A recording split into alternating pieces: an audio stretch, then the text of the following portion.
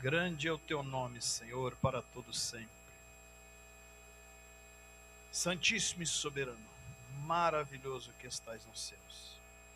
Vamos à palavra do Senhor nessa noite. Glória a Deus. No livro de João,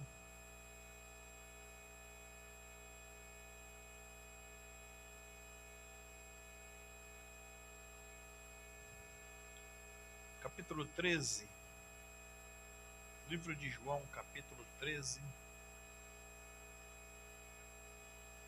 no versos 1 ao versos 8, da palavra de Deus. João 13, versos 1 ao 8.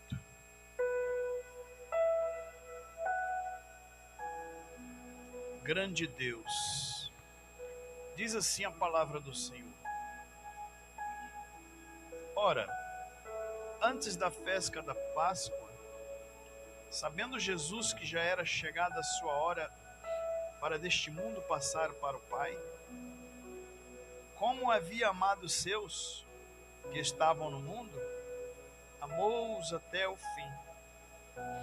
E acabada a ceia, havendo já o diabo posto no coração de Judas Iscariote, filho de Simão, que o traísse, sabendo Jesus que o Pai tinha depositado nas mãos todas as coisas, e que de Deus havia saído e para Deus voltaria, levantou-se da ceia e tirou as vestes, e tomando uma toalha, cingiu-se, cobriu-se.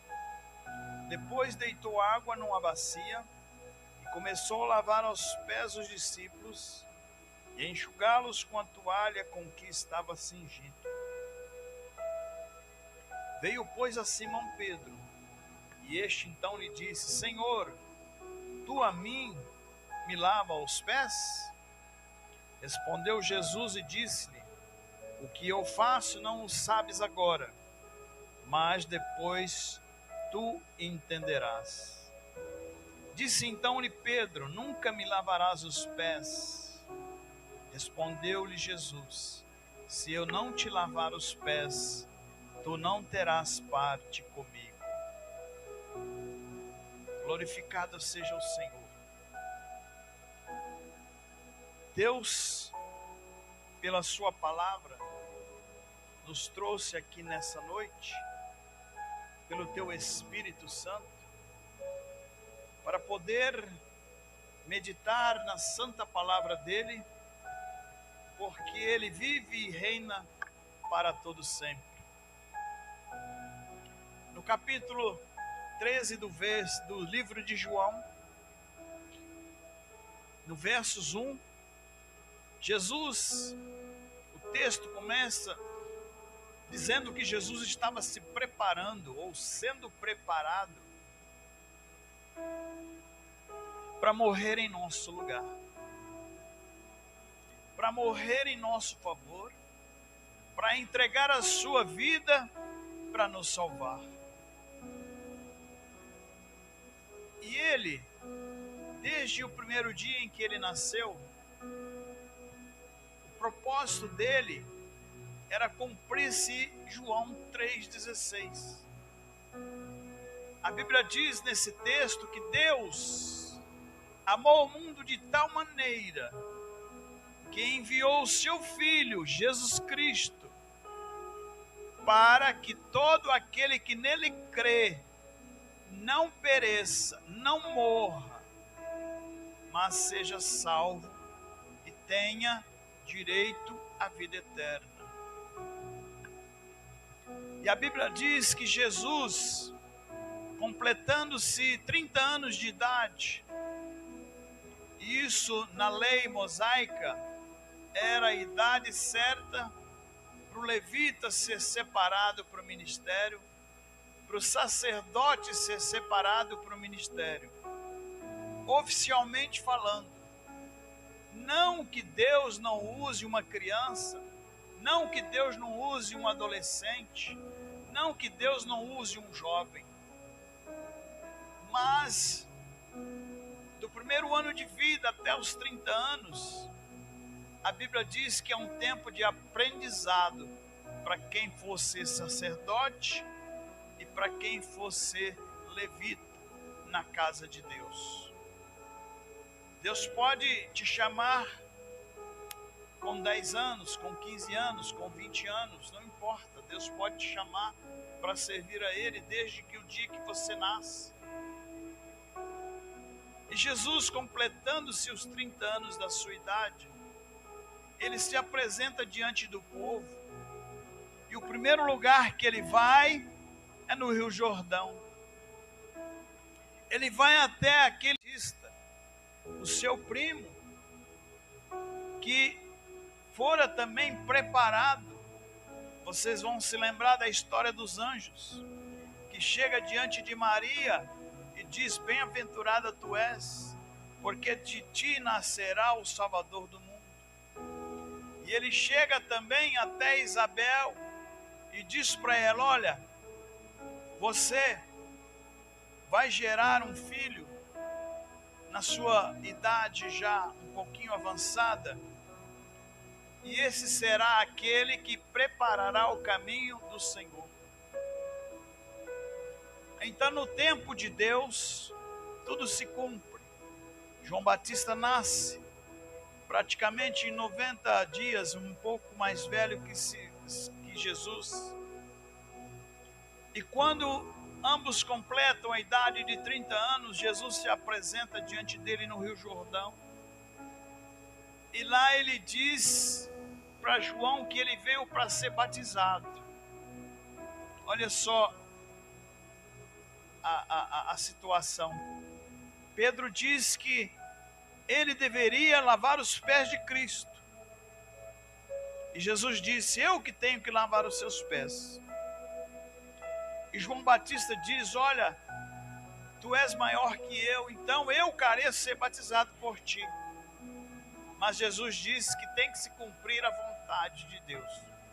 Então ele é batizado no Rio Jordão, por imersão, e centenas, talvez milhares de pessoas viram aquela cena. E quando Jesus sai daquelas águas, a Bíblia diz que uma voz do céu se levanta diante de todos, e que todos que estavam ali ouviu aquela voz, como se fosse um trovão, dizendo: esse é meu filho amado em quem eu tenho prazer. Quando Deus fala isso de Jesus, Ele estava depositando toda a confiança que Ele poderia depositar em alguém, naquele homem chamado Jesus, que veio da glória do Pai, desceu entre nós e aqui habitou. E quando aquela voz eclode naquele local, as pessoas até se assustam, mas foi um testemunho vivo de Deus Pai para com o seu Filho, porque ali estava começando a obra de Deus através do Senhor Jesus. Dentro de 3 anos e meio, ele seria entregue à morte em favor da humanidade. Mas durante aqueles 3 anos e meio, ele teria que chamar os seus discípulos, teria que chamar as pessoas certas, para poder ensinar a elas aquilo que era o objetivo de Deus. Vocês hão de lembrar que no Antigo Testamento, há 613 regras para serem cumpridas, mais os 10 mandamentos. Não houve homem nenhum na terra que conseguiu cumprir essa regra. E Deus havia dito que esse pacto seria perpétuo enquanto as duas partes cumprissem. Mas o Senhor, sabedor de tudo, desde antes de nós nascermos, Ele também sabia que aquelas regras não poderiam ser cumpridas, porque eram muito duras. eram muito difíceis. Pense você numa situação em que você é ofendido, maltratado. Às vezes, alguém vem e tira a vida de um parente seu, de um conhecido seu. Vem e tira a honra de algum parente seu. E a Bíblia diz que naquele tempo tinha que ser olho por olho, dente por dente. Se alguém fizesse o mal para alguém, ele teria que ser vingado. Era direito dele vingar a ofensa, a humilhação. Era direito dele vingar aquela maldade. E as pessoas, muitas das vezes, pelo seu caráter, pela sua honestidade, pelo seu bom coração, deixava passar. Havia a guarda do sábado, que tinha que ser cumprida. Na sexta-feira, às 6 horas da tarde, até amanhecer, o domingo, não se podia fazer nada, não se podia trabalhar. Era o dia de culto, era o dia de ir ao templo, ofertar os animais, pelos pecados serem acobertados. Era o dia de se fazer a leitura da palavra de Deus. Era o dia da exortação. E naqueles dias, geralmente, a palavra era dura. A palavra era para machucar muitas das vezes. E as pessoas, elas ouviam, mas elas não suportavam. Porque era muito difícil cumprir aquela regra. E quando Jesus surge dentre os homens, a primeira coisa que o texto diz em João 3,16 é que o amor de Deus é sobre todos e sobre tudo. Deus não olha o coração de quem quer que seja para condená-lo, mas olha para ver se ali há alguma condição para que aquele coração seja atingido. Existem corações moles, existem corações duros, mas a unção do Espírito Santo é aquele que vai dentro da pessoa e faz com que ela entenda a mensagem, entenda o propósito, entenda aquilo que Deus quer para a vida dela. Jesus, ele sai e conclama os seus discípulos. E ele chega ao número de 12. E esses 12, dia e noite, estavam com ele, na casa de alguém, debaixo de uma árvore, no meio do mato, no Monte das Oliveiras. Esses 12 discípulos, eles veem os milagres que Jesus realizou, eles veem a multiplicação dos pães e peixes que Jesus fez. Eles veem Jesus falando com a multidão por parábolas, citando exemplos, para que as pessoas entendessem aquilo que estava sendo dito.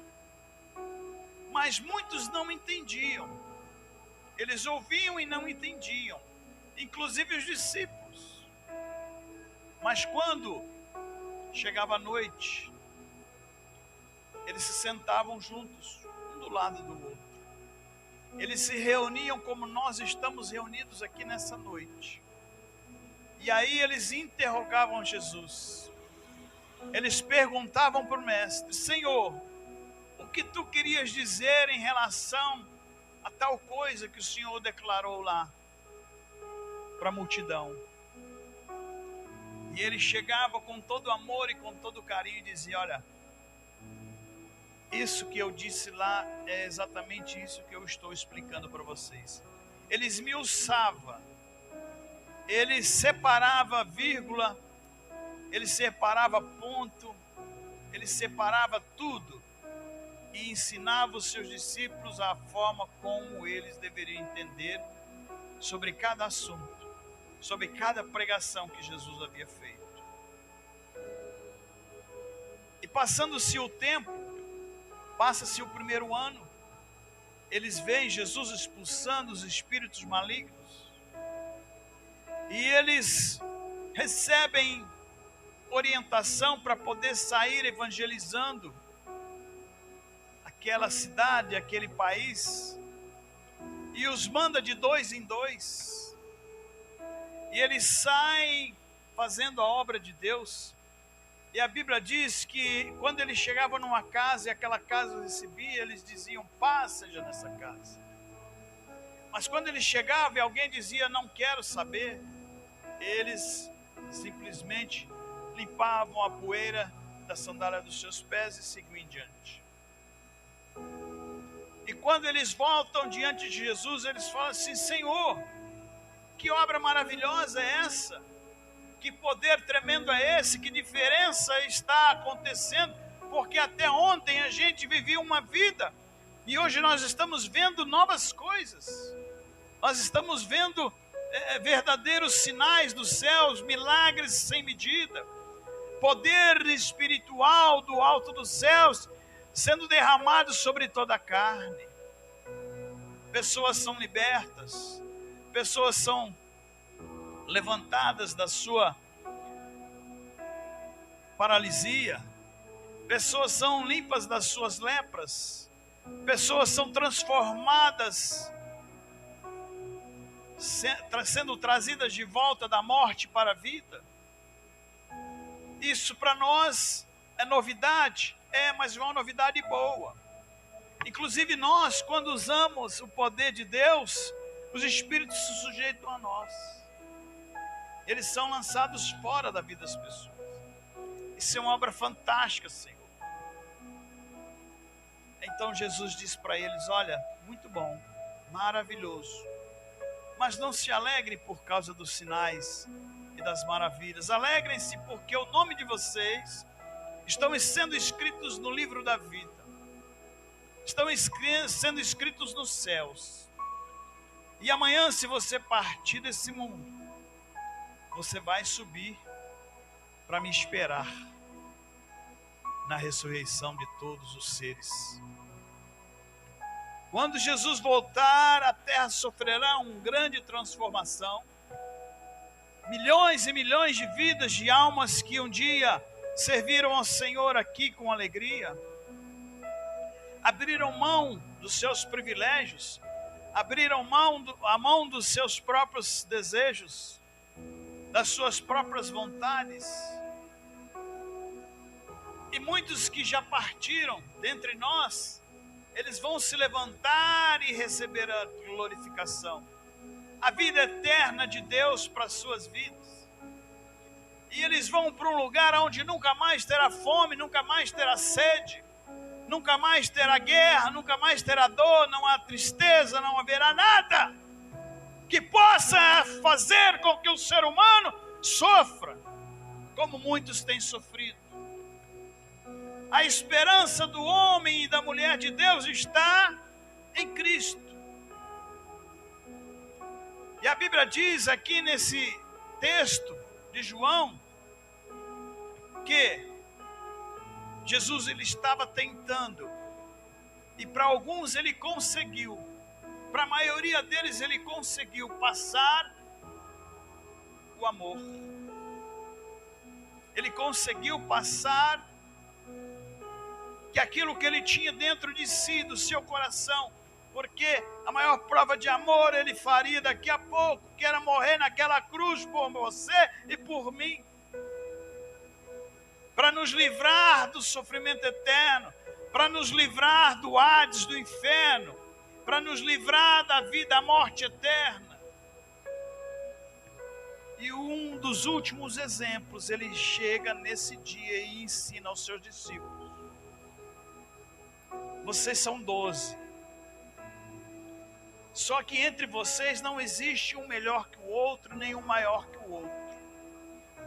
Você vai ter um dom você vai ter outro dom, você vai ter outro dom, você vai ter outro dom, mas entre vocês ninguém será melhor que o outro.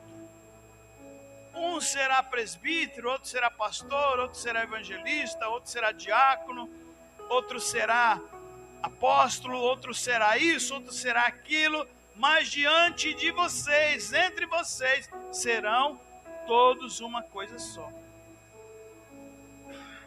Unidos no amor de Deus.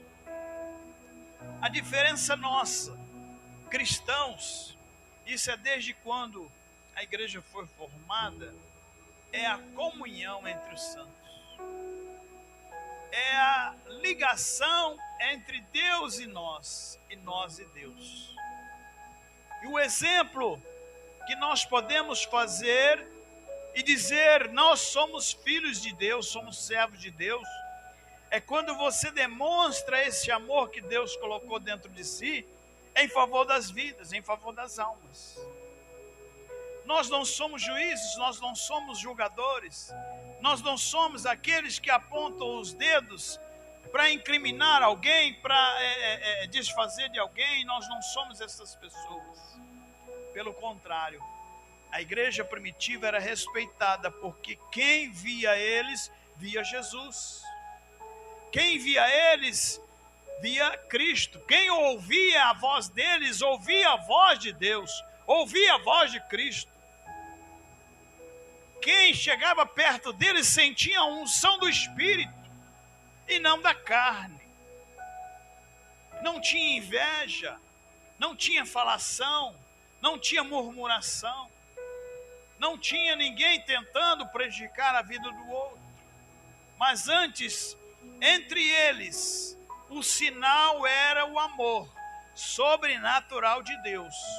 E quando Jesus chega e fala assim, eu sou o mestre, sou sim.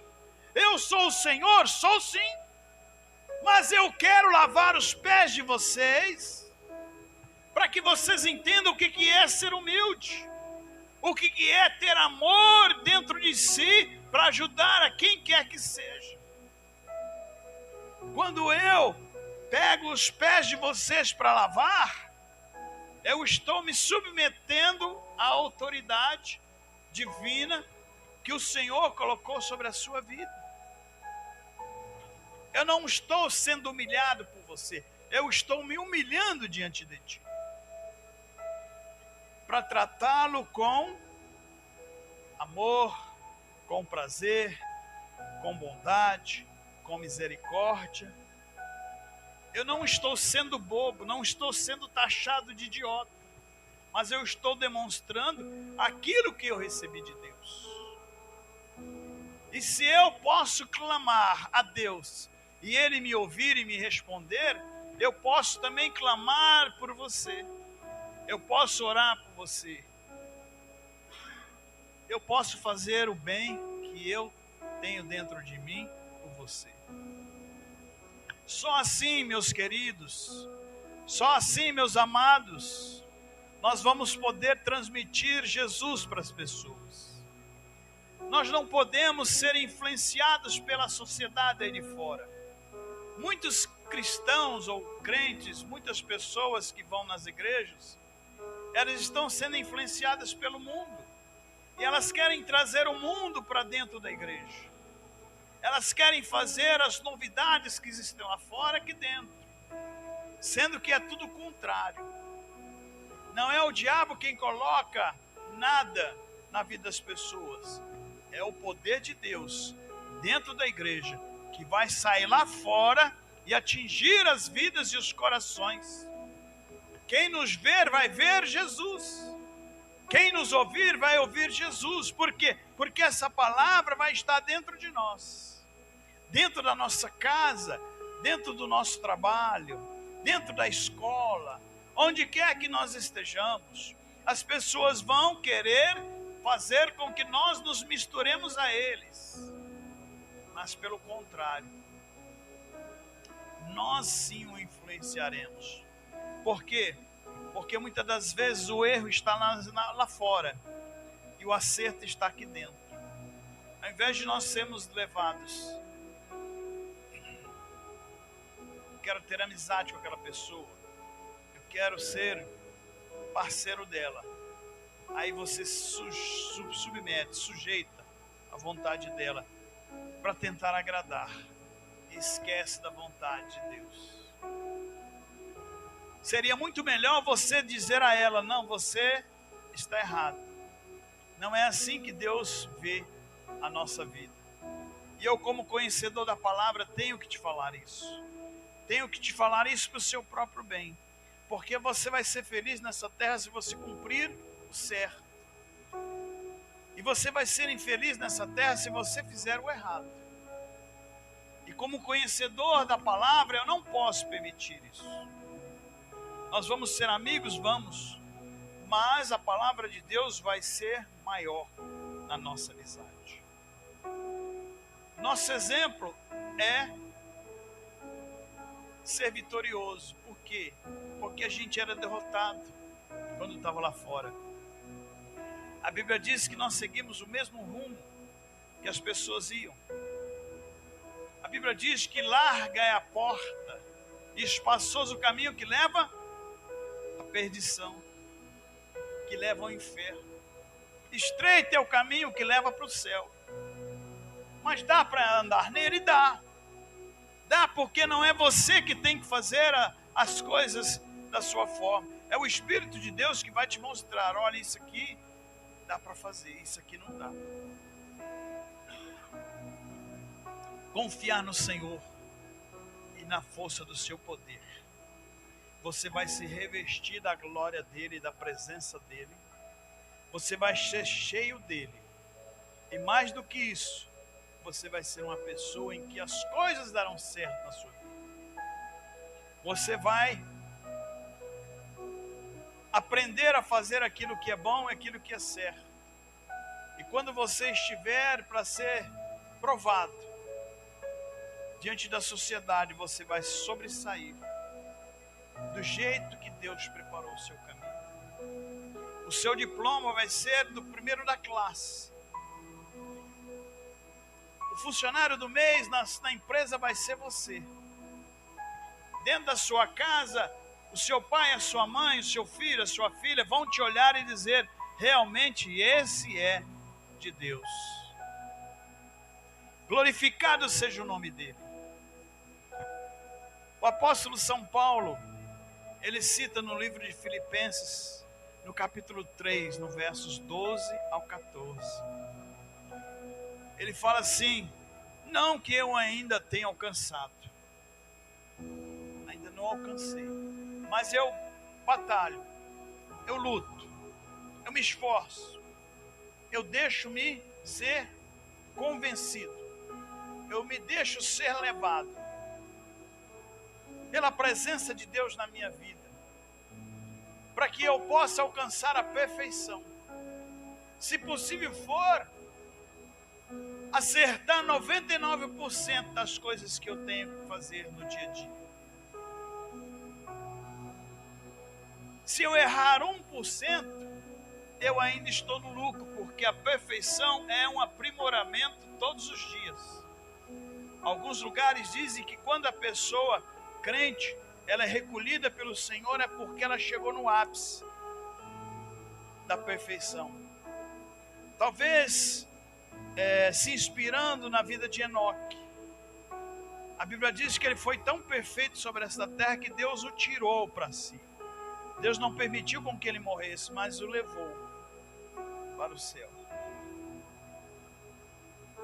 E Paulo era um homem sujeito. A Bíblia diz que ele era um sujeito a tudo, porque aonde ele ia as pessoas queriam apedrejá-lo, aonde ele ia as pessoas queriam matá-lo, aonde ele ia as pessoas queriam distância dele.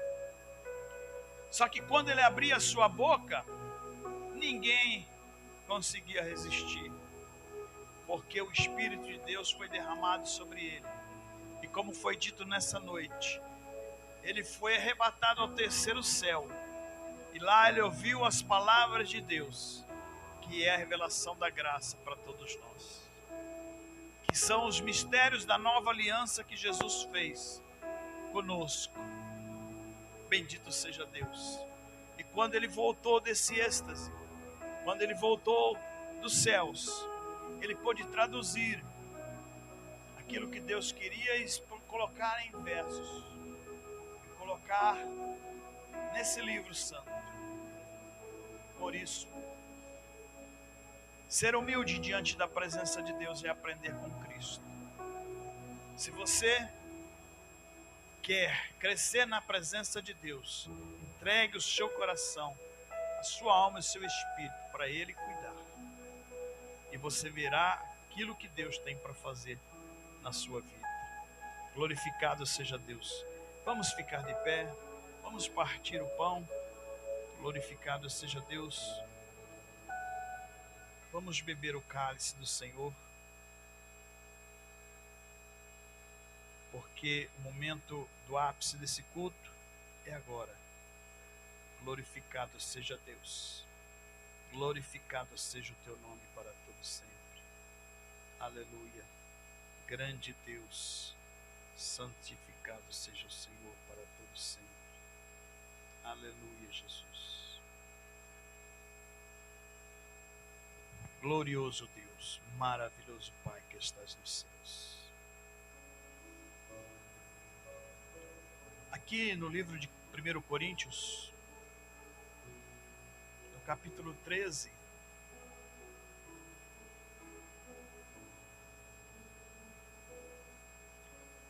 glória a Deus. 1 Coríntios capítulo 13 fala sobre a Santa Ceia do Senhor.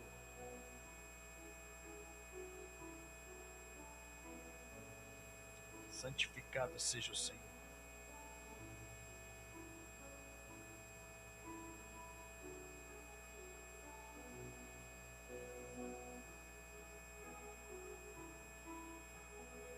Capítulo 11.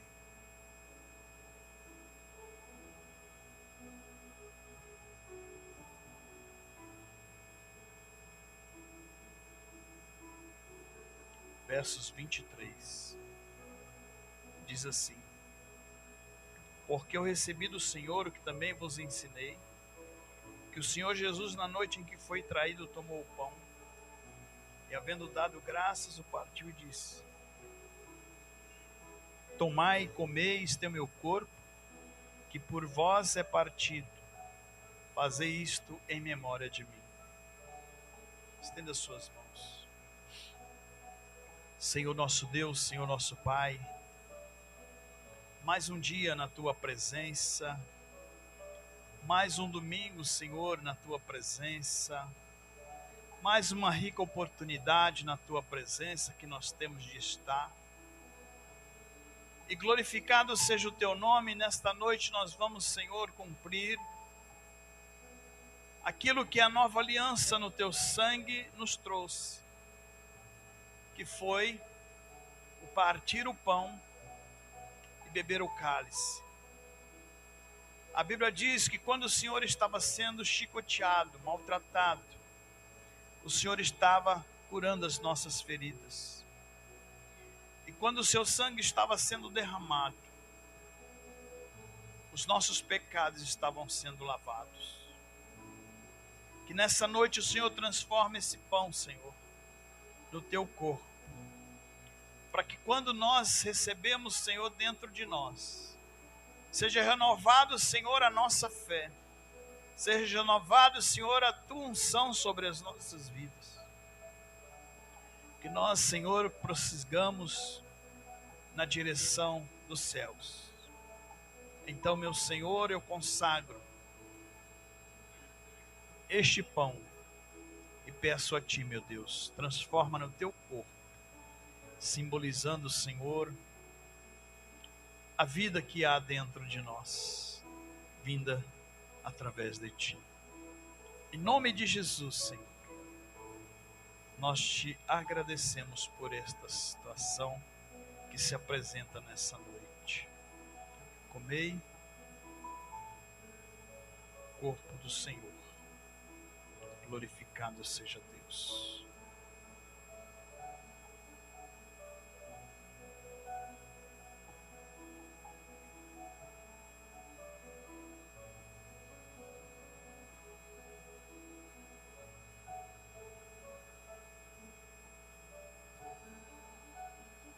Glorificado seja Deus. No versos 25 de 1 Coríntios capítulo 11, diz assim: semelhantemente também, depois de cear, tomou o cálice, dizendo: este cálice é o novo testamento no meu sangue.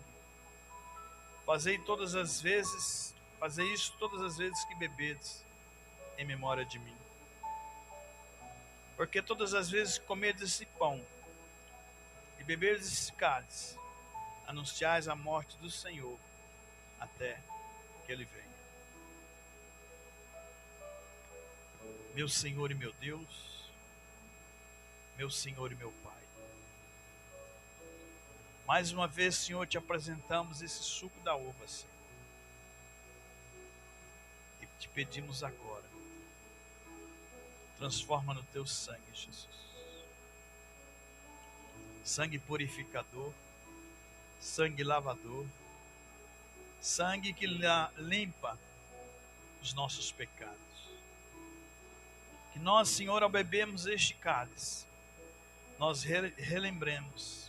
rememoremos a tua morte, até que o Senhor venha.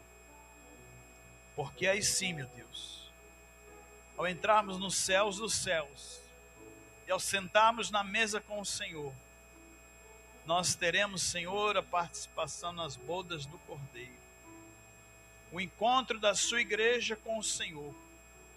E aí nós comemoraremos durante 7 anos, Senhor. Aleluia. Glorificado seja Deus. Mas enquanto isso nós estamos aqui, Senhor. Então eu te peço, transforma esse suco da uva no teu sangue, Senhor. Lava, limpa, purifica os nossos pecados, meu Deus. Em nome de Jesus, nesta hora, Senhor. Glorificado seja teu santo nome. Participem todos.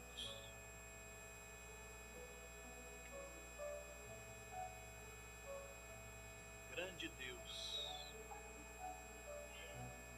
grande Pai celestial, obrigado, Jesus, pela tua presença em nosso meio. Obrigado, Jesus, pelo teu Espírito Santo estar auxiliando-nos nessa batalha. Aleluia. Auxiliando-nos, Senhor,